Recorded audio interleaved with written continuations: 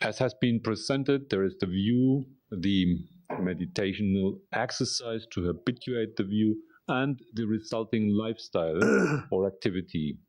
And all the three of us have to be taken into one's own personal experience. How to do this? It is done by, here it's recommended to do it by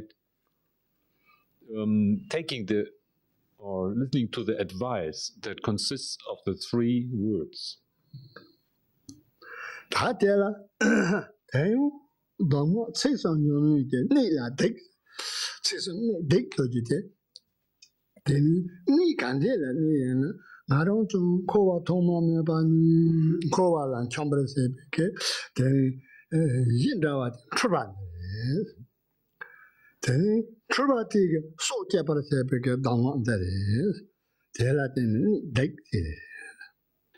So the advice to take into practice the view, meditation, and action is the advice called the three words that hit the core.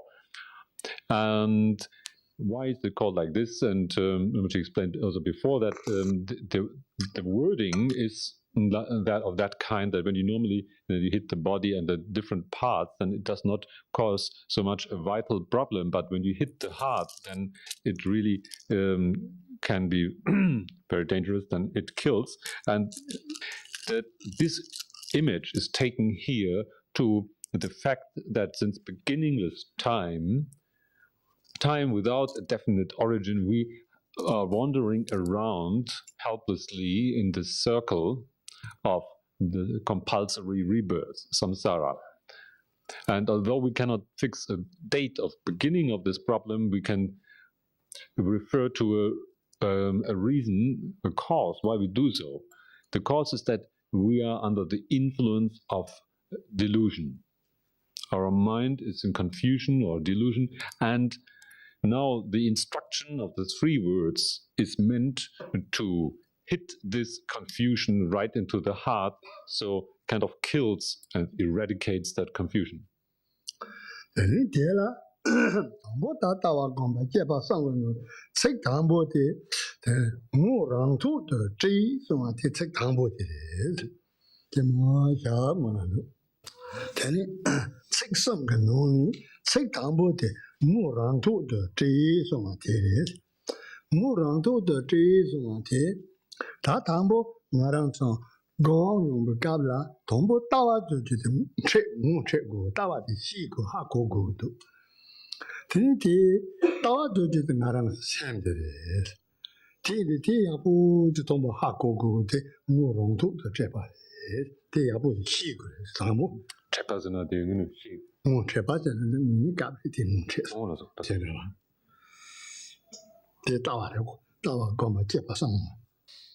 Now, the first of those three statements or words is meant to introduce the proper view, which is the proper understanding, the understanding of what actually is the matter, what is true and not. And here the first word means to identify or to show, to point out the essence right within itself or on top of itself.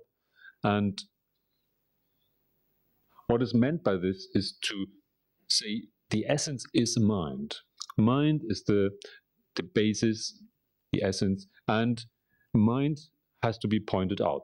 To show to one's mind, one's own mind, to make within the mind to be understood is to say to point out the essence right within itself.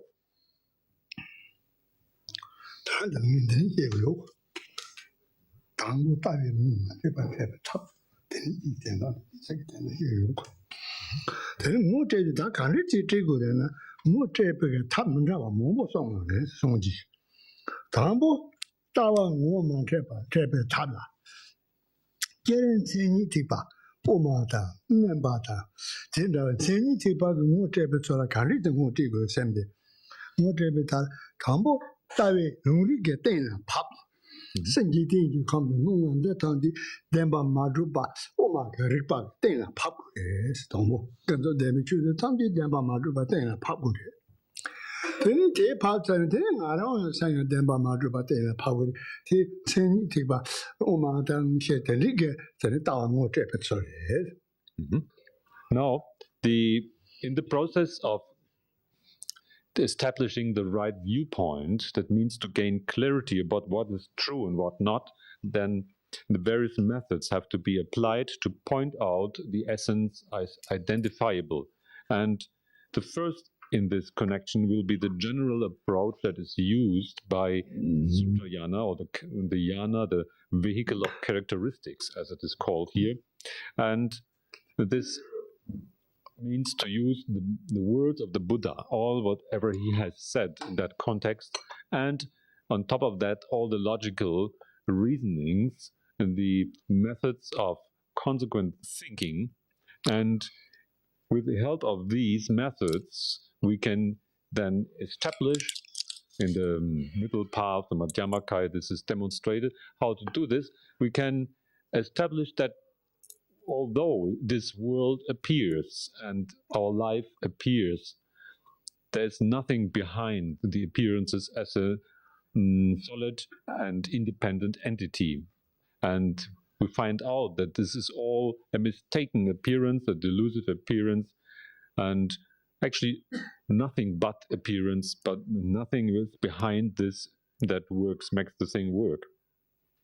And once this got clear to us, the next thing to gain certainty about is that our own mind is of the same type.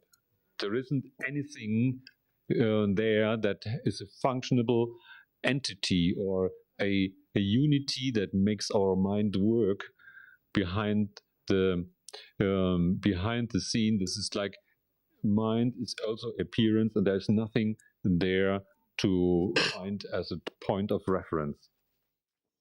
It's a general approach that makes use of the Sutrayana. That's all want to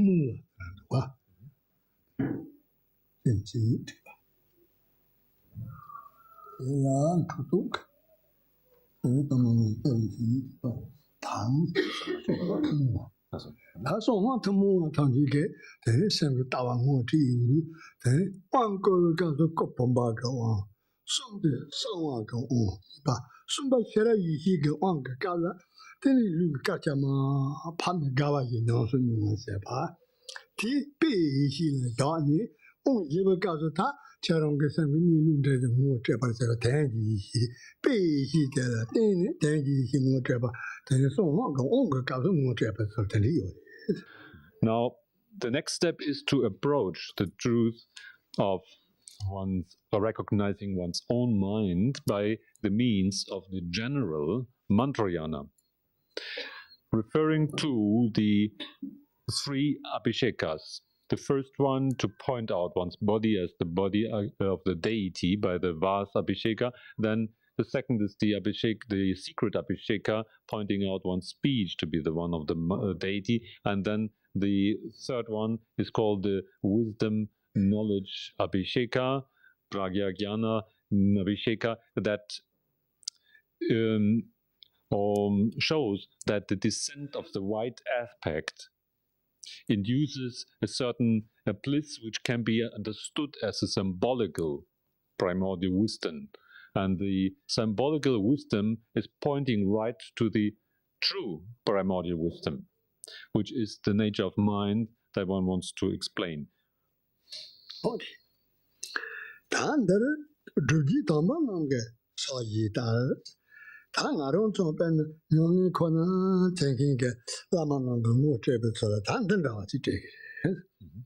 Leaving all those methods aside, then now it is to show what is the proper method that a true, genuine master of a lineage of realization will use.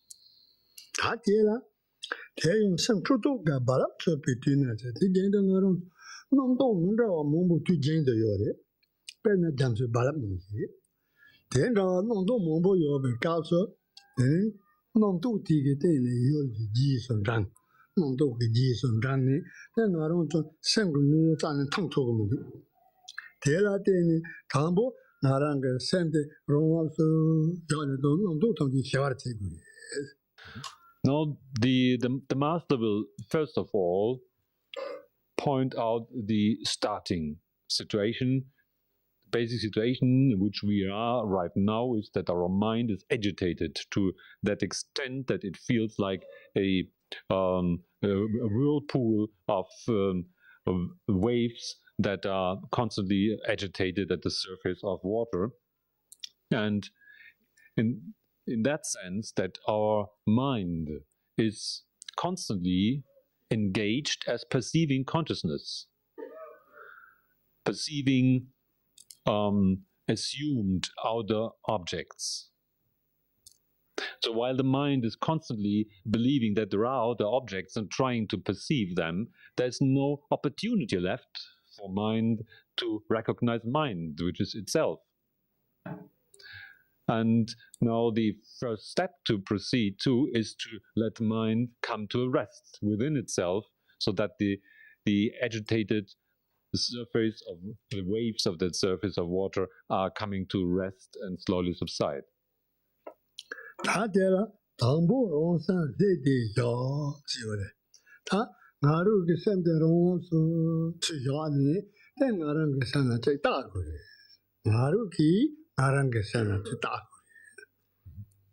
In a relaxed manner, that mind rests within itself.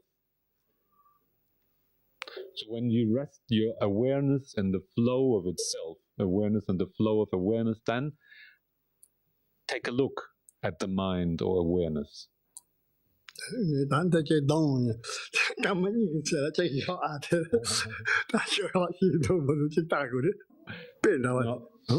Now we give it a try. For the length of 2 minutes, we are trying to abide in that state and let the mind rest in itself and look for the nature of mind.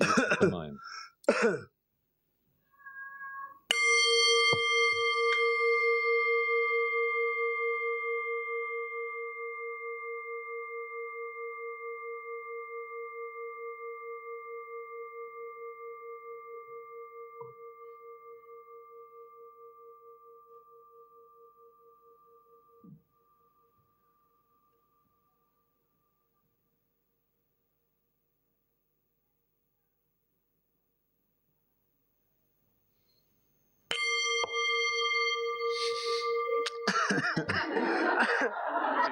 Relativ Zeit ist, ne? Diese gehen an, da tendenza nicht immer, oder? Was da jetzt kommt, das nicht, wenn es diese Ripse ist, oder? Da kann ich nur, da kann ich nur, da. Ja, also wie war das Ergebnis jetzt? Was habt ihr alle gesehen? This was a test now. What did you see actually? Better was on that, none correct you, na. Then I'm more than I'm on my coaching boy, last of our lap, Sharon, then I'm you and I wrote one young token do. Then it better knowing singing several ones the Yagu, the Hina, that Sharon from once the country, I was and I was over there. I'm really that candy the thing in the Hakova. So this was a necessary step, she says, because just talking like this is like holding up a piece of sugar and saying how incredibly nice that tastes so sweet. And no one will ever understand that taste except the one who explains it and tastes it. And so he gave us the opportunity to not just hear about resting mind within mind, but we also got the chance right now to experience that state. So we all know about mind resting in mind by our own experience.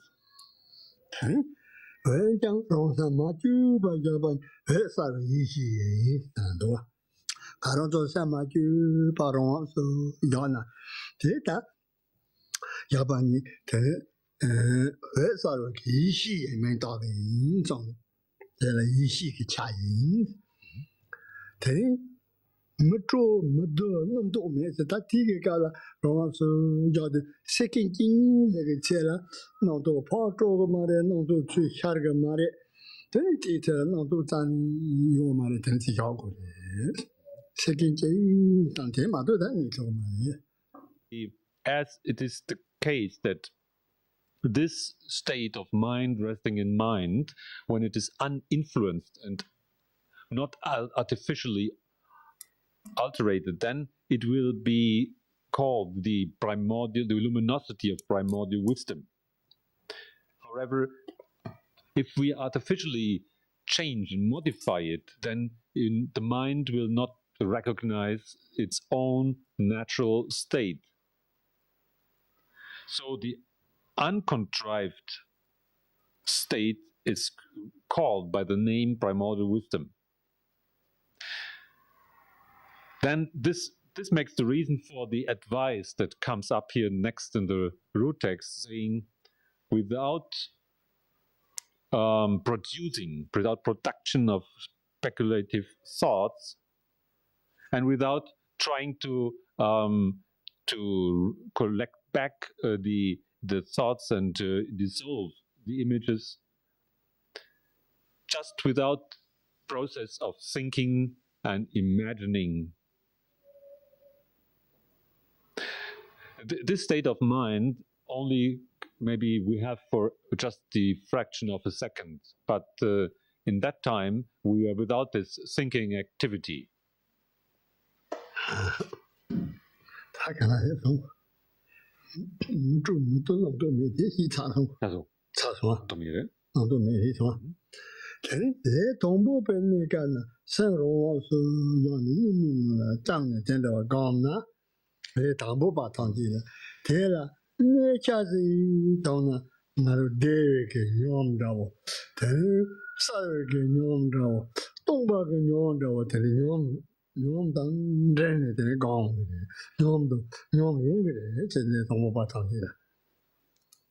What happens is then, if we as a beginner try to rest in the natural state of mind and prolong that, then we overemphasize this aspect of abiding, and then we experience the various side effects of the exercise, which are the just state of well-being, the experience of well-being, the experience of extreme clarity and of non-thought.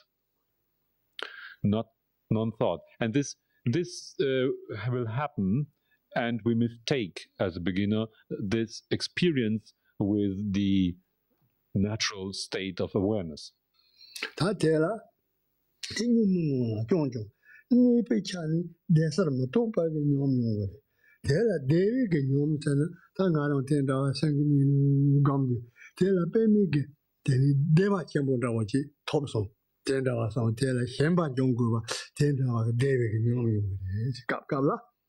The situation now is that by experiencing these three side effects of exercise, the well-being, the clarity, and the non-thought, so either of those or all of them in order, whatever it may be, and we never can manage to really go beyond this experience.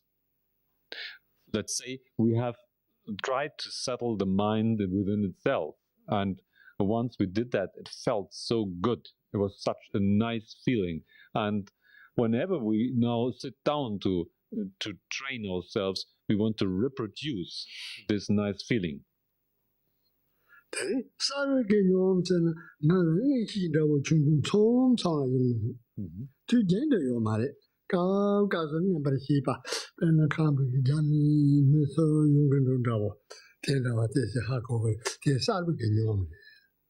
At another occasion, we might have the experience of extreme clarity of mind, which is almost like a type of foreknowledge or clairvoyance, where we don't have this at all at any time, but we have it at some time at the exercise where we sit down and maybe are under the impression that somebody walks there behind the house, although we can't see that person and we didn't know otherwise, but there is the clarity of mind that makes us aware of that. So that can happen.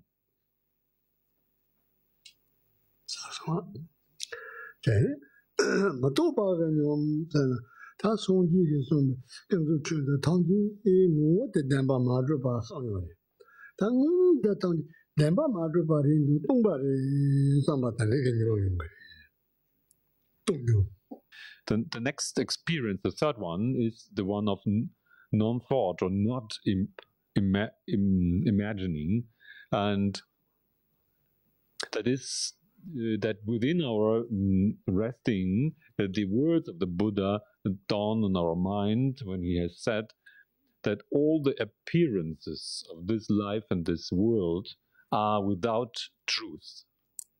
There's nothing of substance behind this. And we understand these words by saying, oh, then he meant it is all empty, there's nothing.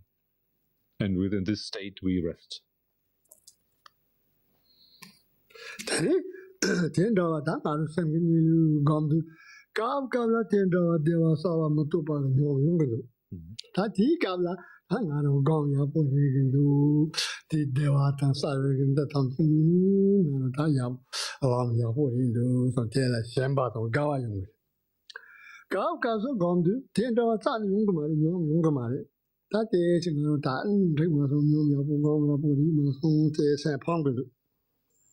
What happens is when we try to train ourselves in the awareness resting within itself, then sometimes we will have these three experiences of well-being, of clarity, or non-thought. And at those times, because they are so predominant, then we will think that the experience of meditation really developed very well, and this was a very good success of our meditational exercise.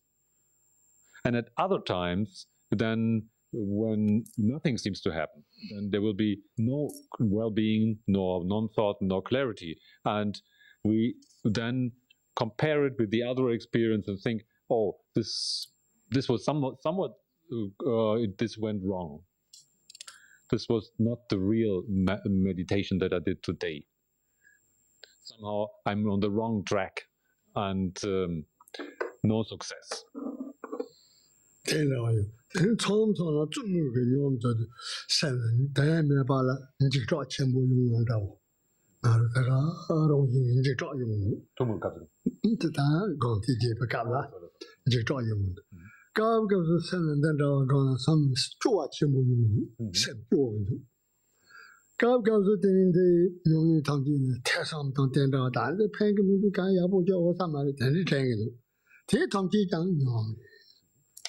So then there are other side effects of meditation and exercise. When we sit there, let the mind rest within itself, relaxedly, we try at least, then sometimes we feel that we are shaken by fear.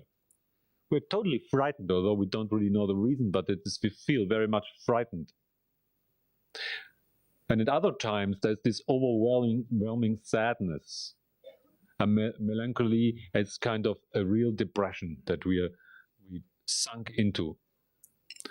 And another moment will be a state of mind filled with thoughts of doubts that argue with each other, that we question everything that we know, that we do. We wonder what the whole thing is good for and why we're sitting here, and so forth. This can happen.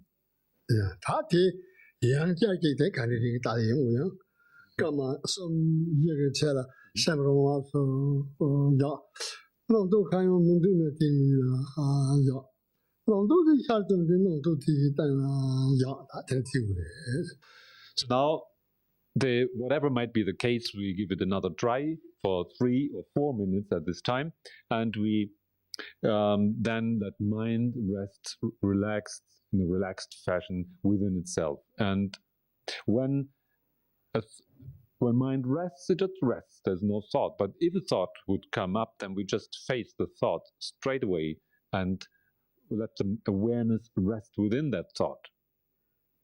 And again, we have arrived in resting of mind.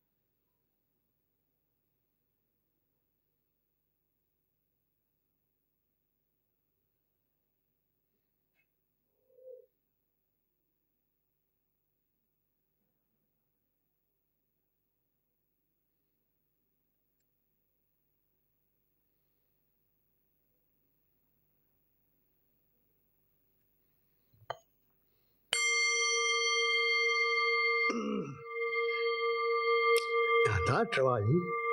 Gibt es jetzt Fragen, any questions?